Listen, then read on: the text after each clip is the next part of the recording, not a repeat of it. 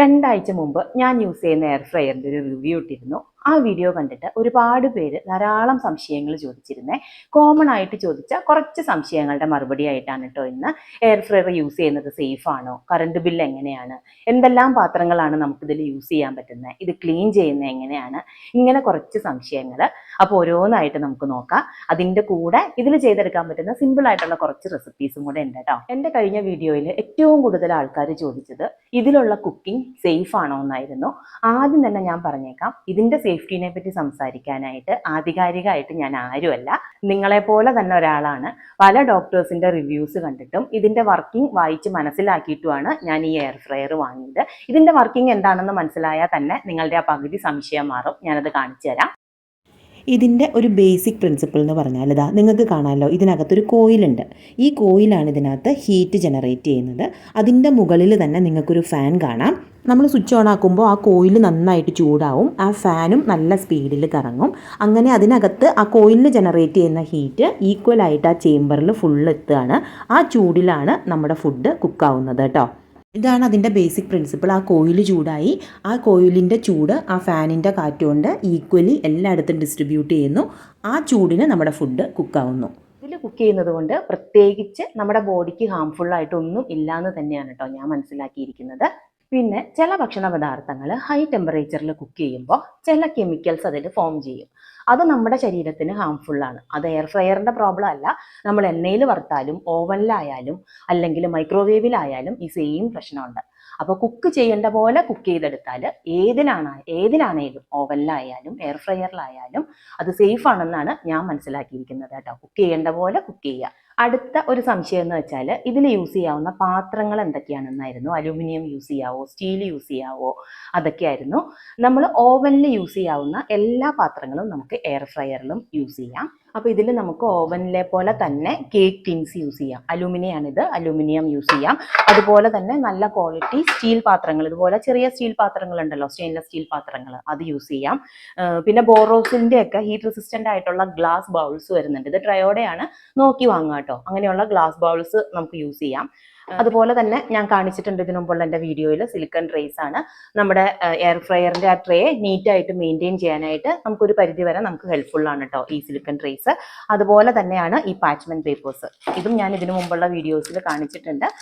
അപ്പോൾ ഇത് രണ്ടും നമുക്ക് നമ്മുടെ എയർ ഫ്രയർ നല്ലൊരു നീറ്റായിട്ട് മെയിൻറ്റെയിൻ ചെയ്യാനായിട്ട് ഒത്തിരി ഹെൽപ്പ് ചെയ്യുന്ന രണ്ട് ഐറ്റംസ് ആണ് കേട്ടോ. അടുത്തത് ഏറ്റവും കൂടുതൽ ആളുകൾ ചോദിച്ച ഒരു ക്വസ്റ്റ്യൻ ആണ് കേട്ടോ, കറണ്ട് ബില്ല്. ഇത് യൂസ് ചെയ്യുമ്പോൾ ഉള്ള നമ്മുടെ കറണ്ടിൻ്റെ ചിലവ് എങ്ങനെയാണ്. അപ്പോൾ നമ്മൾ കറണ്ട് ബില്ലിൻ്റെ കാര്യം പറയുമ്പോൾ ഇപ്പം ഞാൻ ഈ കാണിക്കുന്ന ഈ വീഡിയോസ് അല്ലെങ്കിൽ ഈ റെസിപ്പീസ് മുഴുവൻ നമ്മൾ ഒറ്റ ദിവസത്തിൽ ചെയ്യുന്നതല്ല. ഏറ്റവും കൂടി വന്നാൽ നമുക്ക് ഇതിൻ്റെ ഉപയോഗം എന്ന് പറഞ്ഞാൽ ഒരു 45 മിനിറ്റ് മാക്സിമം ആണ് ഞാൻ പറയുന്നത് കേട്ടോ. ഒരു മീൻ വറുക്കുന്ന ദിവസമാണെങ്കിൽ ഒരു 20 മിനിറ്റ് മീൻ വറുത്തെടുക്കാനായിട്ട്. അതുപോലെ പപ്പടം ചുടാനായിട്ട് നമുക്ക് ഒരു 2 മിനിറ്റ് മതി. ഫ്രൈംസ് ഒക്കെ ഞാൻ ഇതിൽ വറുത്തെടുക്കും. നമ്മൾ എണ്ണയിൽ വറുക്കുന്ന പോലെ ഭയങ്കരമായിട്ട് വീർത്തൊന്നും കിട്ടില്ലെങ്കിലും നമുക്ക് ക്രിസ്പി ആയിട്ട് എണ്ണയില്ലാതെ അത് കഴിക്കാം. അപ്പോൾ ഏറ്റവും കൂടി വന്നാൽ ഒരു 45 മിനിറ്റ് ആണ് നമുക്കിതിൻ്റെ ആവശ്യം വരിക. നമ്മൾ കേക്ക് ഉണ്ടാക്കുന്നു, കേക്കൊന്നും എല്ലാ ദിവസവും നമ്മൾ ഉണ്ടാക്കുന്നില്ല ഇതിനകത്ത്.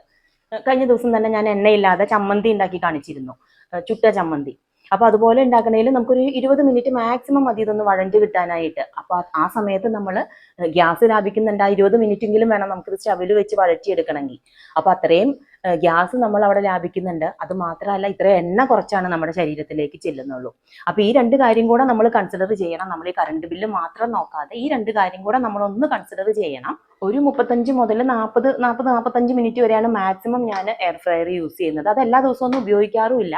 മീൻ വറക്കാനോ അല്ലെങ്കിൽ പെട്ടെന്നൊരു ചമ്മന്തി ഉണ്ടാക്കാനോ ഒക്കെ പെട്ടെന്ന് എണ്ണയുടെ ഉപയോഗം കുറയ്ക്കുക, അതിന് വേണ്ടിയിട്ടാണ് മെയിനായിട്ട് ഞാനത് യൂസ് ചെയ്യുന്നത് തന്നെ.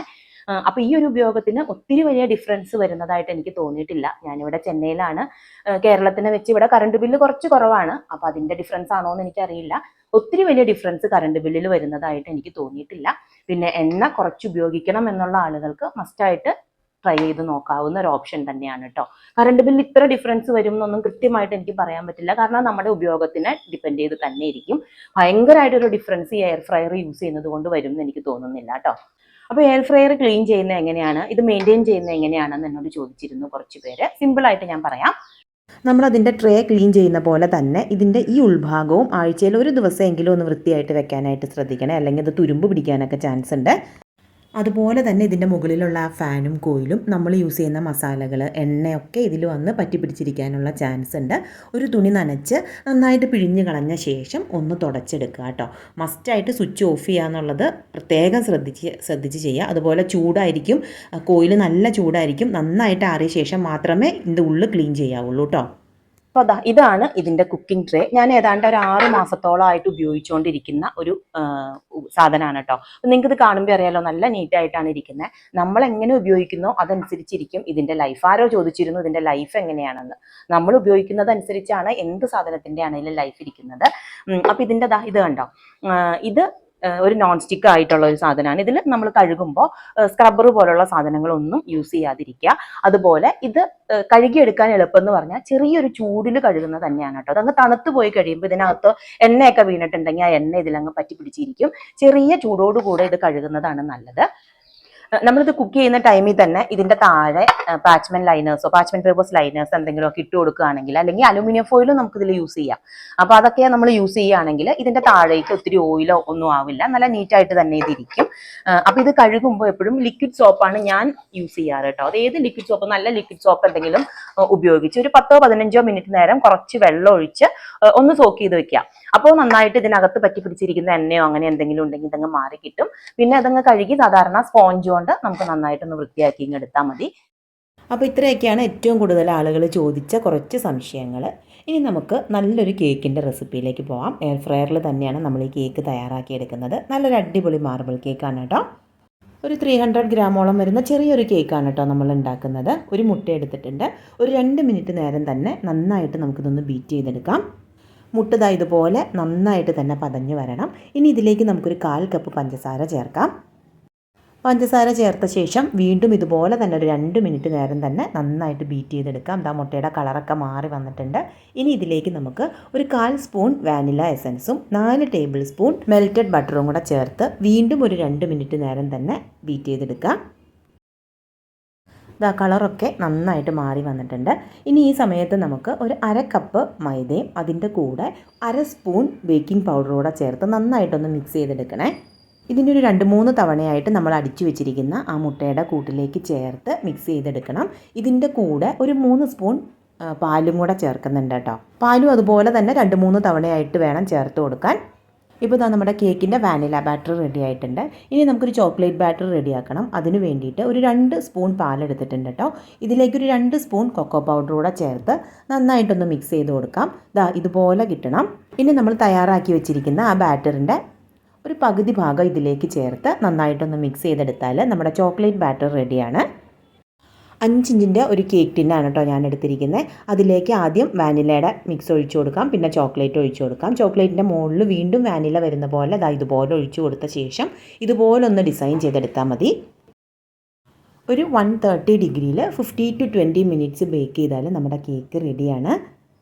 ബേക്കിംഗ് ടൈമും അതുപോലെ ടെമ്പറേച്ചറും നമ്മൾ യൂസ് ചെയ്യുന്ന എയർ ഫ്രയറിൻ്റെ സൈസിനനുസരിച്ച് വ്യത്യാസം വരും കേട്ടോ.